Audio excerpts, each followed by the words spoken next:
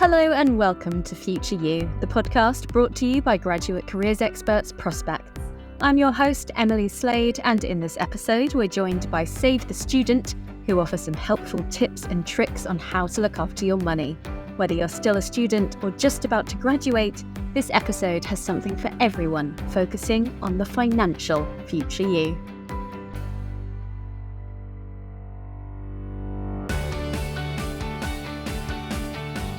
I'm Tom Allingham, and I'm from the student money website savethestudent.org. We are a student money advice website, so we help students learn how to manage their money, how to make their money go further, how to figure out things with student finance and all that kind of stuff, but also lots of general student advice as well, and advice on kind of getting through university and then approaching graduate life as well. And I think that's really what I'm here to talk about today, is that kind of time into coming towards the end of university and looking into life as a graduate. Perfect. Do you have some top tips when it comes to budgeting? Yeah, absolutely. So I think the important thing about a lot of the information on our website actually is that yes, this information is really, really useful for students, but a lot of it really is actually great advice for life. You know, there's a lot of the advice on the website is stuff that I do in my kind of day-to-day life to try and save money. So I think one of the big things, for instance, is with your bills or your bank accounts, always compare and always switch providers if you think you can get a better deal elsewhere. So things like I say, energy bills, maybe not so much at the moment, but in kind of quote unquote normal times, mobile phone bills and bank accounts, it's very, very rare that being loyal to one company or one provider will actually be beneficial to you. It's usually much, much better to switch to a different provider because new customers get the better deals. You might get, you know, a certain kind of freebie by signing up to a different company. But as I say, it's very rare that sticking with one company, you know, for longer than a couple of years is going to pay off. So always look to be kind of comparing and switching providers where possible. Is that something that you can do at any moment, any time? Just have a quick Google as to what's out there and just sort of do it one weekend? Yeah, for the most part, yes. There will obviously be some limitations to it. So I would say, for instance, with, say, mobile phone contracts, if you're on, let's say, a 12-month or more likely a 24-month contract, you will probably have to see out the term of that contract. But if you are approaching the end of it, or if you are out of contract, that's the time to be looking to compare and switch. And with regards to energy bills, as I say, we're just kind of coming out of the energy crisis now, so we're starting to see more providers offering different rates. With that kind of thing, you might find that you're with a provider who doesn't actually charge any exit fee whatsoever. So there'll be no fixed contracts. You can basically look to switch at whatever time. So in theory, you could switch, you know, every single month to a different energy provider if you were able to find a different, better deal every single month. Obviously, the practicalities of that are a bit, you know, it might not always be possible, but in theory, yes, it is something you could do any time. One thing we always like to encourage people to do is try to have at least one no spend day each week, which means that you have a day in the week where you just spend no money whatsoever, which might need some forward planning. So it might mean that you need to do a weekly shop or something, you know, just to make sure you have food in on the day. Obviously, if you're commuting to work or to university or whatever, probably won't be one of those days because you might have to pay for the bus or the train.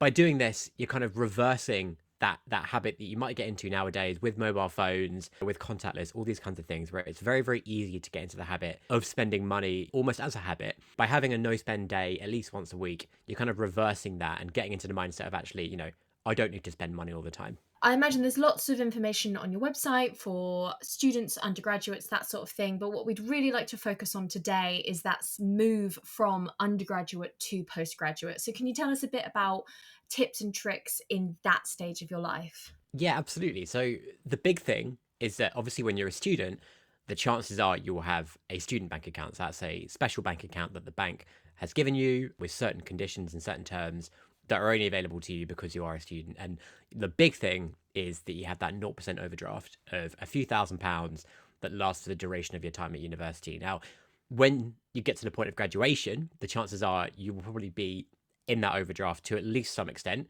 You know, it might be a couple of hundred, it might be a few thousand, and you might be concerned about what's going to happen with that debt when you graduate. The good news is that all student bank accounts become graduate bank accounts when you leave university. So you'll get to keep your 0% overdraft for at least another year. It is worth noting, though, that whilst you're a student, the allowance of your 0% overdraft usually would increase each year. So it might get a maximum amount of £1,000 in your first year, 2,000 in your second year, 3,000 in your third year. When you graduate, the opposite happens. So you go from whatever the maximum you're on now, and it will slightly decrease year on year. In some cases as well, you might only get a graduate bank account for 1 year. So as I say, it's worth noting that not all graduate bank accounts, as with student bank accounts, they're not all the same. Each bank will have its own different terms and conditions. And it's also worth noting that not all graduate bank accounts allow you to switch to them after you've left university. So with that in mind, I would say that if you are approaching the end of your time at uni, check in advance, see what the graduate bank account terms are with your bank, see if the 0% overdraft allowance that they're going to give you is enough. Is it going to last for long enough for you to kind of get out of that overdraft? There's no guarantee that you'll get a job straight away when you leave university, so bear that in mind. And also, as I say, check to see if there are other better graduate bank accounts out there and if they'll let you switch to them after you've left university. And if they don't, if they only let you join them as a student, so i.e. before you've graduated, make sure you do that in the next couple of months and don't leave it too late, because it might be then that you're not able to switch to that bank account. Amazing, thank you. One of the first costs I think that students are going to be hit with when they get to the end of their studies is graduation. Would you like to talk a bit about that? Yeah, absolutely. So you might think, having attended university for 3+ years and spent over £9,000 a year in fees, that you kind of get to go to your graduation and it would be free. That's not always the case, unfortunately. So some universities do give you free tickets to your own graduation. So it's worth noting that as a student, you will get to go for free. But if you want to have guests attending your graduation, so you might want to have your parents there or your partner or your friends or whatever, you can sometimes get free tickets depending on your university, but it will usually be a maximum of 2 per student. But also, not all universities do give out free tickets to graduation. And when they're not free, they can also cost as much as £20 or £25. So if you want to bring 2 guests, you could be looking straight away at a 50 quid cost. On top of that, though, robes, so we're talking about the gown that you wear over your clothes and the hat as well, these are almost always mandatory for you to wear as part of the ceremony. So you will have to rent those. And quite often, universities will say that you have to get them from a certain provider, which means that you won't be able to then get it from a kind of cheaper, for want of a better term, like knockoff provider. If you're able to find them cheaper elsewhere, unfortunately, lots of universities say that you have to get them from whatever provider they've got an agreement with. And in these cases, it will cost you £40 to £50 for rental. So if you're looking at the cost of tickets together with the cost of robes, then you're talking at the thick end of 100 quid here just to go to your own graduation. And that's not even including the cost of professional photographs, which these aren't mandatory. You can choose not to have them and just take your own photographs. But then you'll be looking at another, I would say, minimum 20 quid. So it is worth noting that these are the costs associated with going to your graduation. You don't have to go to your graduation, but I'd say that you've gone to university for 3 years. It's a nice thing to be able to do. So again, think about in advance if you want to be covering these costs or if you want to be paying for extra guest tickets to your graduation. Have these discussions with whoever you want to come to your ceremony and think about how you might be able to cover those costs in advance. Most people, when they attend university, will have gotten some sort of loan to try and cover the costs, and then they will obviously have to start repaying that. Can you tell us a bit about that? Yes. So the way that you repay your student loan does vary depending on which part of the UK you're from, which then determines what type of repayment plan you're on. But the general rules across each repayment plan are basically the same. So there's a threshold at which you start repaying your loan.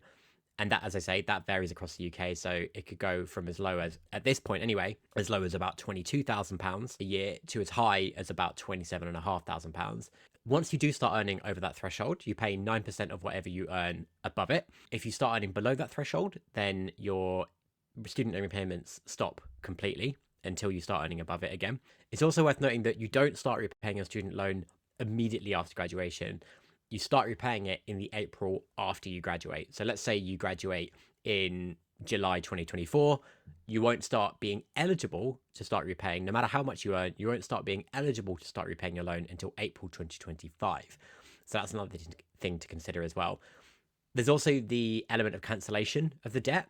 So again, this varies depending on what your student loan plan is. It could be up to 40 years, but that's only on the new plan in England for students who started in September 2023 or later. For everyone else, it would be 30 years or less. And basically what that means is that if there's any outstanding balance on your student loan after that period, the government will cancel it. So you don't need to repay it. And an important consideration to make with all of the student loan plans is that as I say, it's only a percentage of your income over a certain amount. So with that in mind, it is kind of like a tax, and it is broadly speaking quite manageable. But also, it doesn't affect your credit score, and you won't have, for example, bailiffs coming after you if you're not paying it. It operates in a very different way to traditional debt. And as I say, because you're not repaying until you're on a certain threshold, it comes out your salary automatically. It's not something that you'll need to worry about too much once you graduate and start working. I was going to say, you've already answered, it's not really anything to be sort of worried about or scared about or really sort of stay on top of in the way that you would a normal loan that you've taken out. Would you advise anyone thinking about actively trying to pay off their loan? Is it almost better to not invest in that because of the amount that's going to build upon it over the years? Yeah, it is a tricky one to give an absolutely definitive answer to, because it will vary based on circumstance. So if you either graduate into a job with a very high salary or expect to be earning a very high salary quite soon, then there might be reason to pay off your loan early, because there's a good chance you repay it in full at some point. For most people, and again, it does vary depending on plan. For most people, you probably won't end up repaying your loan in full. And as such, there's not really any reason to make voluntary repayments on it, because, as I say, after that period of time, the government will cancel the remaining debt anyway. So if you have a certain amount of money that you're able, and you're thinking, oh, I have this spare cash, I could put it into repaying my student loan, our advice would very strongly be put that somewhere else. Be put that towards, for instance, if you've accumulated any private debt or credit card debt, pay off that. Or if you're looking to buy a house at some point, put it into your savings, put it into, towards a deposit. That's a much better use of that cash. Would a recent graduate need to be considering anything like an emergency fund if they were to find themselves kicked out of their accommodation or made redundant from a recent job? Is that something that they need to keep in the back of their head in terms of their finances? I think, again, it's one of those ones where it's difficult to give a definitive answer for everyone. What I can say is that if you do find yourself in a situation where you do have some expendable income, so you're not having to spend all of your income on your kind of basic living costs like rent and food and travel, if you do find you're able to put some money into savings, then absolutely having an emergency fund is a great idea, because you never know what's going to happen. It could be that your car breaks down and you need to have substantial repairs on it. It could be, as you say, being kicked out of your accommodation. All of these things are something that you just often can't see coming, and will want that emergency cash for. But it is also worth bearing in mind that lots of graduates will not be starting on huge salaries and might not necessarily be able to put much, if any, cash into an emergency savings pot. So with that in mind, I would say put money away if you can, but be aware that it's not possible for everyone, and don't feel like you're kind of failing or whatever if you're not able to do that. Perfect. Thank you. So that's sort of around looking towards the future. How sort of soon as a graduate should you be worrying about saving for a house? Is there tips and tricks that you can sort of get on the property ladder as you're coming out of your graduation? Yes. So again, buying a house is something that will vary so drastically from person to person. I think the average age at which a person buys a house in the UK, I think it's currently about 33, 34, 35, which is kind of depressingly old. And, might seem quite a way off for a new graduate. We're talking best part of 15 years away. But you can make that happen sooner by taking a few steps. And I think the single biggest thing that anyone can do, which is very, very easy as well, is to open a lifetime ISA, which is a kind of government-backed savings account where each year you can put in up to £4,000, and the government, depending on how much you put in, the government will pay a 25% bonus into your account on up to £4,000. So let's say you put in the maximum of 4,000, you get 25% of that as a bonus from the government, £1,000. So then your total savings for that year goes to £5,000, and you can put in. You can do this every single year and get that 1,000 bonus, or up to £1,000 bonus every single year. And I think it goes for about 30-ish years. So in theory, you could earn up to £30,000 of bonus money from the government. And that's not even including the interest that you can earn on that account as well.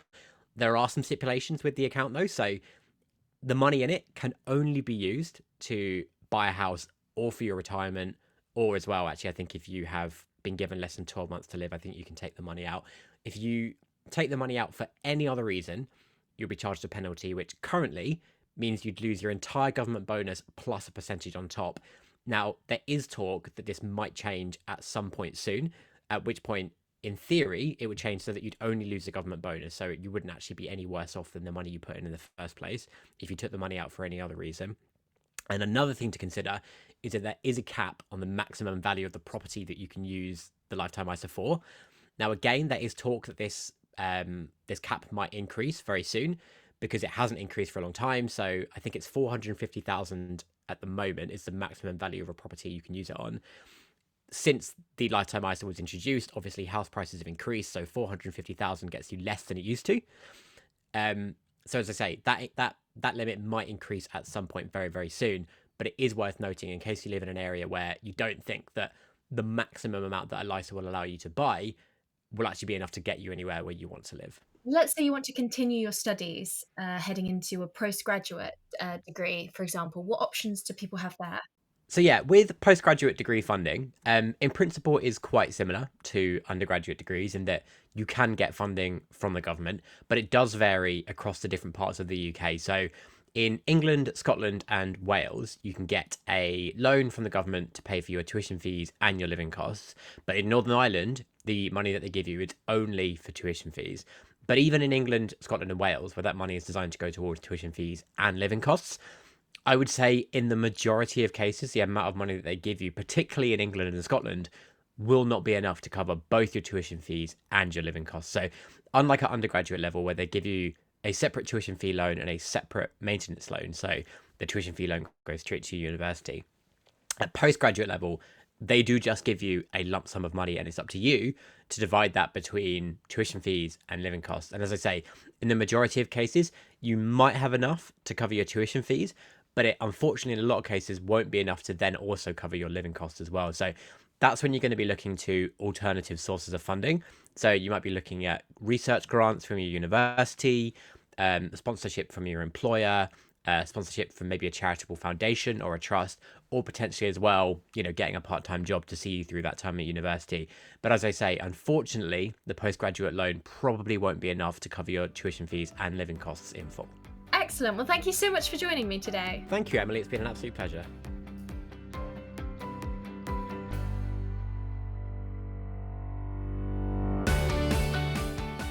Thanks again to Tom for his time today. If you want to find out more about Save the Student, you can click the links in the description below. Make sure to give us a follow wherever you get your podcasts. And if you want to get in touch, you can email us at podcast@prospects.ac.uk or find us on Instagram and TikTok. All the links are in the description. Thanks very much for listening, and we'll see you next time.